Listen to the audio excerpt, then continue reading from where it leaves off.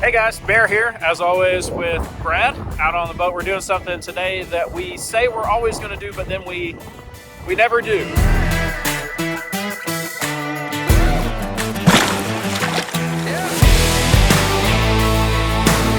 Because we end up finding our normal fishing spots, there's fish on them, and we're fishermen, so what do we want to do? We want to catch the fish, right? We want to bring them home, want to eat them, do the things, right? And that kind of thing. So today we're on a scouting trip. Brad, we are relatively new to crappie fishing. We've both fished for all kinds of different species for a long time and have caught crappie some here and there, but I would say this last year, probably a year or so, we kind of focused more in on crappie. Met a guy named Crappie King. That kind of thing has helped us in this kind of thing. So what are some things that we're looking for on this scouting trip today, Brad? Well, you know, one of the reasons we're scouting today too is it's extremely windy and cold, so boat control is difficult, especially for shooting docks and in close proximity. So it's helping train our inner self to do that. But really, we're looking for docks that are in the strike zone, and we're looking for coves. What's the strike zone? What are we looking for? We're looking probably anywhere from 18 to 30 feet of water, and that's what we got the Navionics chart tuned into with the color coding. And that's helping us eliminate a lot of water right off the bat. Yep. But we're trying to get back in some of these coves, like they have that depth, look at some docks that have that depth, and just try to find us some new structure and some new docks that are holding fish. I think there's one cove we've looked at on the topographical map, say that a couple times fast, I guess, I don't know, they've got like a flat in them that are pretty interesting too. So from what we've learned, places in most waters, but especially in this water, crappie are either on like a flat in that depth of water, that's sort of 18 to 25, 30 feet of water sort of thing, or relating to structure. Those are kind of the main places. So there's one cove, looks like it's maybe got some docks in that range, and also a flat out in that spot too. So we're going to kind of look through those kind of things. Let's find some spots, check in on that. So as nice as it would be to come up on a dock and have no boat or anything in it, and you just cast out in the open slip and there be fish there, that rarely happens. Most of the ones in the strike zone that are going to have them, if they're going to have them, crappie on them, are usually going to have floats and boats and stuff in them, because that's what they're going to hide under in the shade and those kind of things. Let's see what we got here.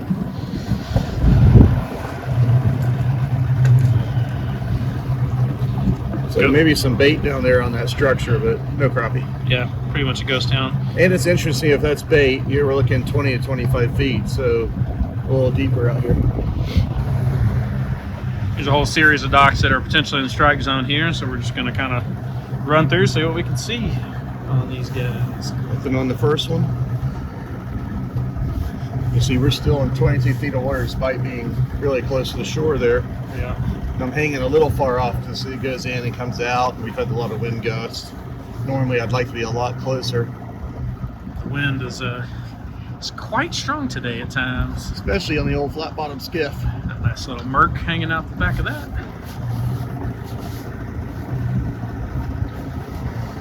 Yeah, so see, the Navionics chart showed us these were in range, and they certainly are.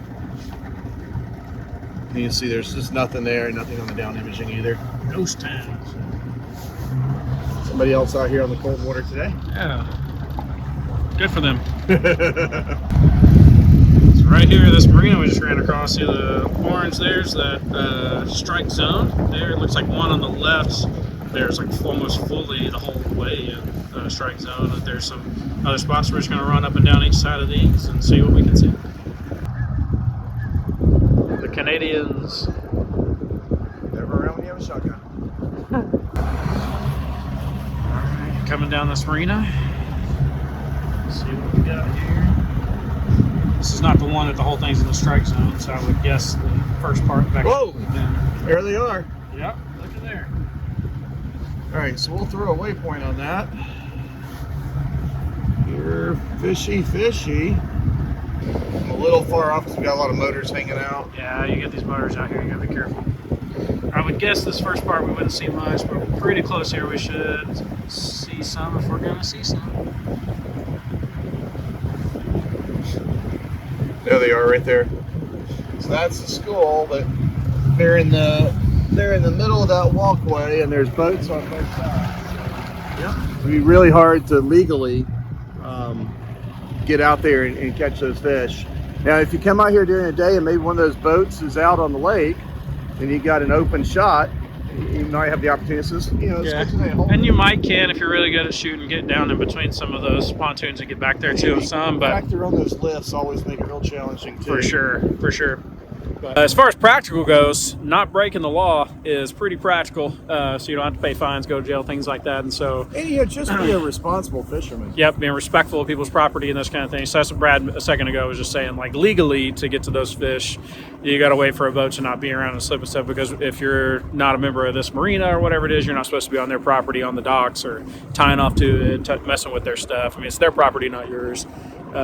So that's your legal moment with the bear. Big wad of bait.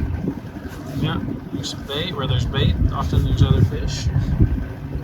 Coming up, little something over there. That's quite likely a school right there. Small one, but there's some there. Yeah. And that's all in that strike zone. So where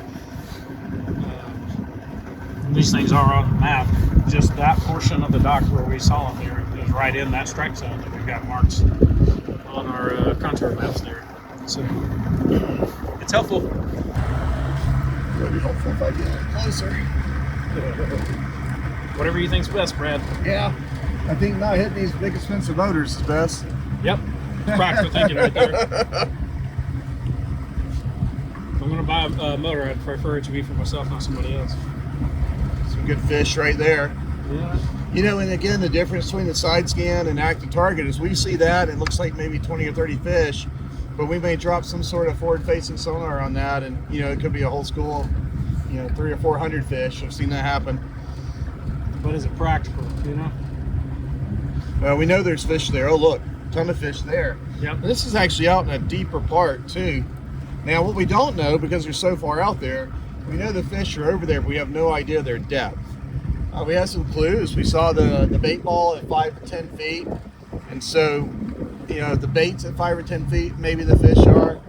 But we would certainly be guessing. And again, looks like they're all in the middle of these gangplanks. It's just too hard to get to. Alright, so this one was mostly all in the strike zone, so let's see if it's any better than what we've seen. It's been pretty good so far, actually. Yeah. Let's see what we got here. Doing a good job with this boat here, Brad.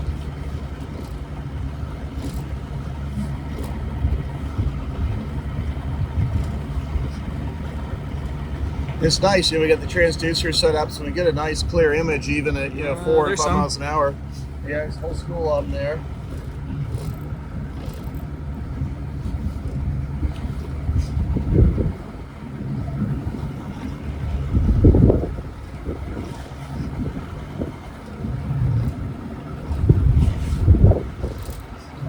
There's some right there, and there's an open slip, so that it's possible to fish. Now we got a lot of open slips right here, and we got some fish in there. We may have to. We got a fish right there, right next to that 255. Even though we're scouting today, we might have to take some shots at that one. Yeah. It would be good to know if they were biting. Well, yeah, that's part of scouting, right?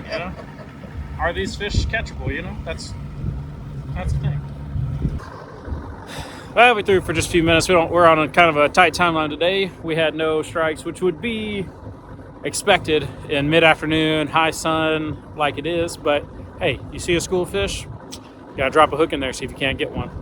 We're gonna move on. There's one other spot we want to hit today that Brad had previously scouted a little bit. We wanted to scout it again, just kind of see what's going on there, a little more detail than before. Pulled up on this whole mess of birds. Looked like they're feeding there. I would bet there's probably a big old ball of bait or something down in that area. This is the cove we're talking about. Often where birds are, fish will be. It's called Circle of Life.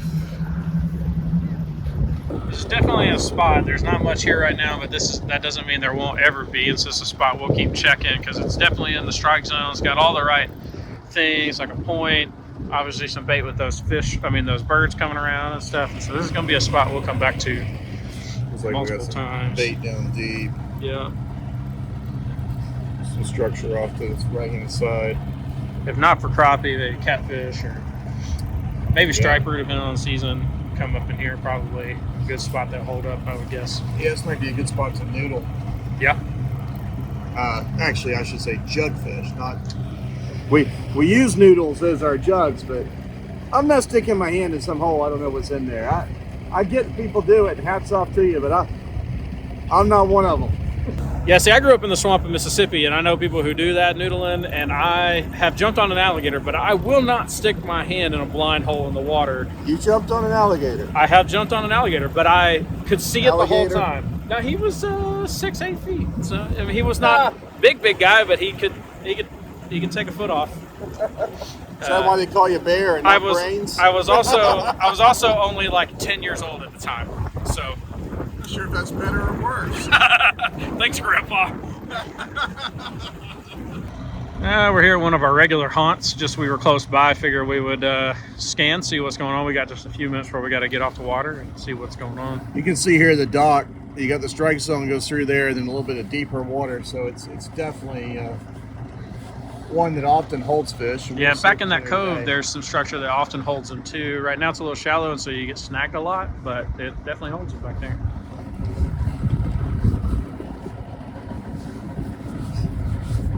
Bait.